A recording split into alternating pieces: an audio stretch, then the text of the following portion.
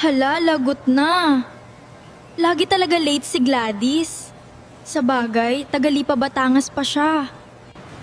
Mag-out na ako kaso wala pa siya eh. Mag 1 PM na asan kaya siya? Hala, wala pa talaga si Gladys. Sa bagay, sobrang traffic sa Pasig at Balintawak ngayon at walang jeep dahil tigil pasada sila.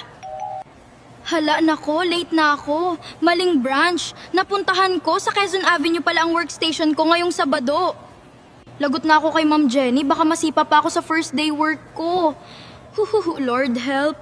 Gagi talaga ako. Di na talaga ako makakaabot. Late is late talaga. Masungit pa naman yung best friend ko yon, si Ma'am Jenny.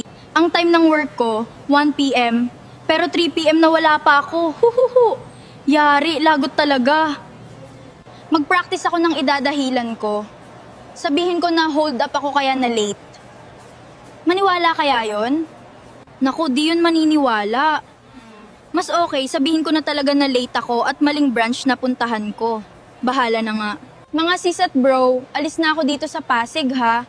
Punta ako sa Quezon Avenue, almost 1 hours din biyahe dun. Adus, you're late. You're fired. I will not tolerate this kind of your attitude. Sorry. I already told you that Quezon Avenue is your location mo, not in Pasig. Joke ko, Lord. Ayaw ko na sa Earth. Ma'am Jenny, please give me a second change. Sige na, i-treat kita ng Jollibee combo.